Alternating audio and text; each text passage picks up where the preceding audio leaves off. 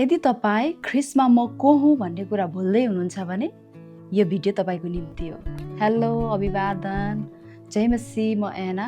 मानिसहरूले हाम्रो डिफाइन गर्दाखेरि रूप हेरेर हाम्रो कमजोरी, हाम्रो विगत, हाम्रो सफलता वा हाम्रो असफलता अथवा हाम्रो परिस्थिति अनुसार चाहिँ मानिसहरूले हाम्रो रूपान्तरण गर्छ, हामीलाई हेर्ने गर्छ। छैटौं दिनमा परमेश्वरले मानिस जातिलाई बनाउनु भयो। परमेश्वरले भन्नुभयो मानिसलाई आफ्नै स्वरूपमा, हाम्रै प्रतिरूपमा बनाओ।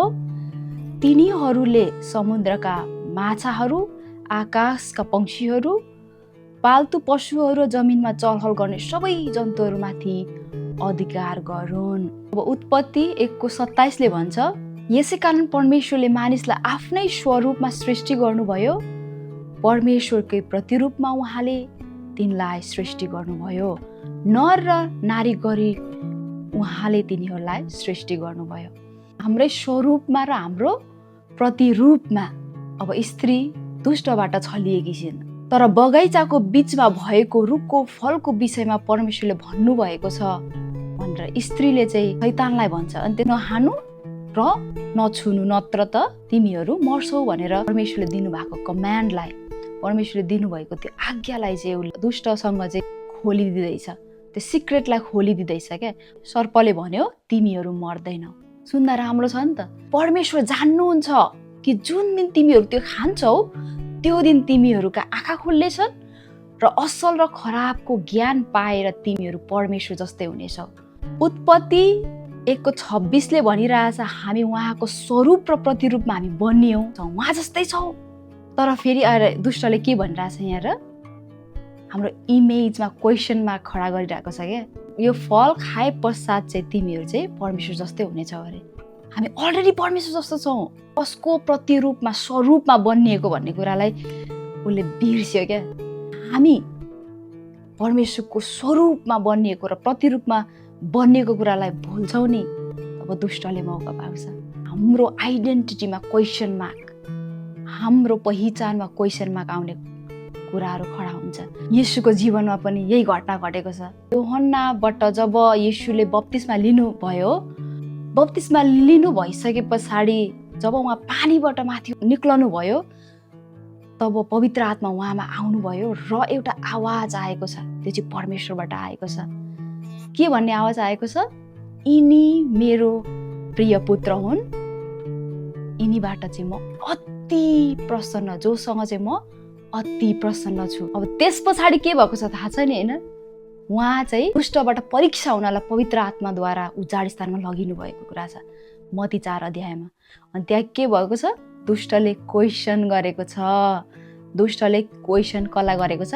येशूलाई गर्दैछ। अब दुष्टले के भनेको छ यहाँ? तब परीक्षा गर्नेले उहाँ कहाँ आएर भन्यो, तपाईँ परमेश्वरका पुत्र हुनुहुन्छ भने यी ढुङ्गाहरूलाई रोटी हुन् भनी आज्ञा दिनुहोस्। मत्ती 4:3।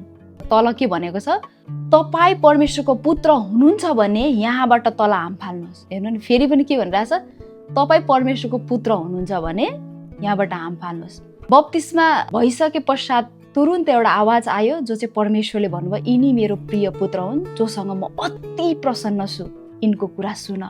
प्रिय पुत्र भनेर परमेश्वरले स्वयं यीशुलाई भनिरहनु भएको छ। अनि यहाँ दुष्टले चाहिँ क्वेसन मार्क खडा गर्दैछ क्या आइडेन्टिटीमा। दाउदलाई पनि त्यसै भएको छ। साउल पश्चात चाहिँ राजा हुनलाई दाउदलाई नियुक्त गर्यो। परमेश्वरले एनोइन्ट गर्नको निम्ति स्यामुएल अगमवक्तालाई पठाउनु भएको छ इसैको घरानामा। दाउदलाई अभिषेक गर्न जाँदाखेरि त्यहाँ 7 जना छोरा देखाइन्छ। पहिलो छोरा आउँदाखेरि त्यहाँ स्यामुएल अगमवक्ताले सोच्छ पहिलो स्यामुएल 16 छ। जब तिनीहरू आए, अब हेर्नु सबै त्यो घरानाको मानिसहरू इसैले आफ्नो छोराहरू लिएर आए बलिदान हुने ठाउँमा। जब तिनीहरू आए तब स्यामुएलले एलियाबलाई देखेर विचार गरे। अब एलियाब छोरा, वान अफ द इसैको छोरा, परमेश्वरको सामु उहाँका अभिषेक्त राजा यिनै रहेछन् भनेर उसले विचार गर्छ। किनकि ऊ हेर्नमा राम्रो, जिउडाल परेको। तुरुन्त यहाँ के भएको छ? तर परमेश्वरले स्यामुएललाई भन्नुभयो त्यो सुन्दर र अग्लो भए तापनि त्यसको ख्याल नगर, मैले त्यसलाई इन्कार गरेको छु। परमप्रभुले मानिसले झै हेर्नुहुन्न, मानिसले रूप हेरेर विचार गर्छ, तर परमेश्वरले हृदय हेरेर विचार गर्नुहुन्छ। हेर्नुहोस् त। तब स्यामुएलले सोधे के सबै यिनै हुन् भनेर ईसाईलाई चाहिँ सोध्छन्। ईसाईले जवाफ दिए अझै कान्छो पनि छ, तर त्यो त भेडा चराउँदैछ। हेर्नु त, त्यो त भेडा चराउँदैछ। उसलाई त गन्तीमै ल्याएको थिएन, छिटो सम्झेर त्यसलाई ल्याउन पर्दैन भन्ने कुरा उसले चाहिँ सहज सम्झ्यो। तर परमेश्वरको सामने यो सहज कुरा थिएन। स्यामुएलले ईसाईलाई भने त्यसलाई बोलाऊ, ऊ नआउन्जेल हामी बस्ने छैन, ऊ नआइन्जेलसम्म हामी बस्ने छैनौँ।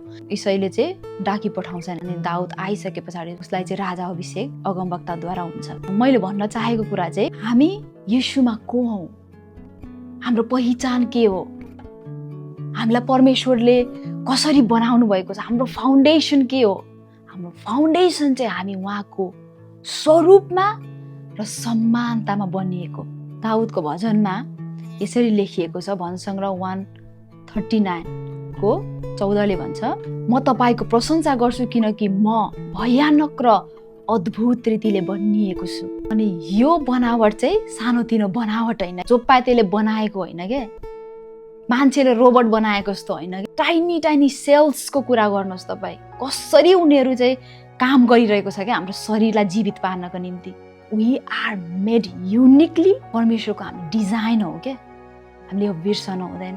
अर्को कुरा चाहिँ हामी चाहिँ उहाँमा इन्टेन्सनली बनिएको छौँ क्या, हामी ऱ्यान्डमली बनिएको छैनौँ। ल बनाउन त भनेर बनिएको होइन, परमेश्वरले चाहिँ हामीलाई इन्टेन्सनली बनाउनु भएको छ क्या। स्पेसिफिकली एफिसी 2:10 भन्छ, किनकि हामी असल कामहरूका निम्ति ख्रीष्ट यीशुमा सिर्जना गरिएका उहाँका हातका सिपहरू हौ। उहाँको असल काम गर्नको निम्ति ख्रीष्टमा हामी सिर्जिएका चाहिँ उहाँका हातको सिपहरू। फर इक्जाम्पल, एउटा ब्याग बनाउँदै हुनुहुन्छ, त्यो ब्याग के को निम्ति तपाईँले इन्टेन्सनली बनाउँदै हुनुहुन्छ। कला तपाईँको सिप हो त्यो, अनि त्यो चाहिँ तपाईँले बनिँदा बनिँदै यो बन्यो होइन क्या। तपाईँले ब्याग बनाउँदै हुनुहुन्छ भने तपाईँको पर्सनल आइटम त्यहाँ लाएर क्यारी गर्नको निम्ति, तपाईँको पर्सनल बिलोङ्गिङ्सहरू त्यहाँ राख्नको निम्ति, लिएर हिँड्नको निम्ति तपाईँले बनाउँदै हुनुहुन्छ क्या। फोन बन्यो के को लागि बन्यो, पर्पोज छ, इन्टेन्सनली बनिएको छ। त्यही कारणले गर्दा परमेश्वरले हामीलाई बनाउनु भएको छ, ऱ्यान्डमली होइन, इन्टेन्सनली बनाउनु भएको छ। अर्को कुरा यूहन्ना 1:12 भन्छ, तर जतिले उहाँलाई ग्रहण गरे र उहाँको नाउँमाथि विश्वास गरे उहाँले तिनीहरूलाई परमेश्वरको सन्तान हुने अधिकार दिनुभयो। अनि हामी चाहिँ परमेश्वरको छोराछोरी हो, यो बिर्सनु भएन। हाम्रो पहिचान के हो, हामी परमेश्वरको छोराछोरी हो। अर्को कुरा दोस्रो कोरिन्थी 5:17 भन्छ, यदि कोही ख्रीष्टमा छ भने त्यो नयाँ सृष्टि हो। ख्रीष्टमा चाहिँ हामी नयाँ सृष्टिहरू हौँ। अनि अर्को कुरा चाहिँ पहिलो पत्रुस 2:9 भन्छ, तर तिमीहरू त चुनिएका वंश, राजकीय पुजारीगिरी, पवित्र जाति, परमेश्वरका निज प्रजा हौ। तपाईँ हामीलाई भनिरहेको छ, यसरी बनिएको छौँ र यसरी परमेश्वरले हाम्रो आइडेन्टिटीलाई क्रिएट गरिदिनु भएको छ। यो आइडेन्टिटीलाई भुल्नु भनेको चाहिँ तपाईँ हामी धोकामा पर्नु हो क्या, धोकामा नपर्नुहोस्। अर्को कुरा पहिलो कोरिन्थी 6:19 भन्छ, we are the temple of God, हामी पवित्र आत्माको मन्दिरहरू, र पवित्र आत्मा हामीमा बास गर्नुहुन्छ। के तिमीहरूलाई थाहा छैन, परमेश्वरको आत्मा, पवित्र आत्मा तिमीहरूमा बास गर्नुहुन्छ, पावलले भन्नुहुन्छ। त्यही कारणले गर्दा हाम्रो शरीर पवित्र आत्माको मन्दिर, हामी चाहिँ परमेश्वर लिएर हिँड्ने मान्छे, हाम्रो आइडेन्टिटी लडतर्को छैन। अर्को कुरा म भन्न चाहन्छु, गैराई रूपमा हामी चाहिँ प्रेम गरिएको छौँ परमेश्वरद्वारा। रोमी 8:38 र 39 यहाँ भनेको छ, ख्रीष्ट यीशु हाम्रा प्रभुमा भएको परमेश्वरको प्रेमबाट हामीलाई कुनै कुराले पनि अलग गर्न पाउने छैन। पावलले भन्नुहुन्छ, मृत्युले, जीवनले, स्वर्गदूतले वा प्रधानताहरूले, वर्तमानका कुराहरूले वा पछि हुने कुराहरूले वा शक्तिहरूले, उचाइ वा गहिराईले वा सारा सृष्टिमा भएको कुनै पनि कुराले परमेश्वरले जुन प्रेम हामीलाई गर्नु भएको छ नि, त्यो प्रेमबाट हामीलाई अलग राख्नै सक्दैन। We are deeply loved, do not forget. हामीले भुल्न भएन। आफ्नो विषयमा नराम्रो सोच्दै हुनुहुन्छ, म राम्रो छुइनँ, म राम्री छैन, म असल छुइनँ, म बिना पर्पजको यो संसारमा ठान्नुहुन्छ। प्रत्येक दिन तपाईँले आफ्नो विषयमा नराम्रो मात्रै देख्नुहुन्छ, नराम्रो मात्रै सोच्नुहुन्छ। म तपाईँलाई याद दिलाउन चाहन्छु, हामी अद्भुत र भयानक रीतिले बनिएको उहाँको हातको सिपहरू हौँ। उहाँमा हामी लुकाइएको, हामी नयाँ सृष्टि, उहाँको मन्दिर बनाउनु भएको छ र हामीलाई गहिरो रूपमा प्रेम गर्नुभएको छ। हामी उहाँका छोराछोरीहरू र आउँदै गरेको यरुशलेम, जो स्वर्गमा परमेश्वरले यरुशलेम खडा गर्दै हुनुहुन्छ, त्यो राज्य खडा गर्दै हुनुहुन्छ, त्यो राज्यको निजी प्रजाहरू परमेश्वरले हामीलाई गलाउनु भएको छ। तपाईमा मानिसहरूबाट क्वेसन मार्क आउन सक्छ, त यस्तो त उस्तो भन्ने कुराहरू आउन सक्छ। उनीहरूले भनेको कुनै पनि कुरा सही हुँदैन। हाम्रो पहिचानलाई चाहिँ ख्रिस्टमा तपाईले भेट्न सक्नुहुन्छ। मैले मेरो पहिचान ख्रिस्टमा पाउँछु, तपाईले तपाईको पहिचान चाहिँ ख्रिस्टमा मात्रै पाउन सक्नुहुन्छ।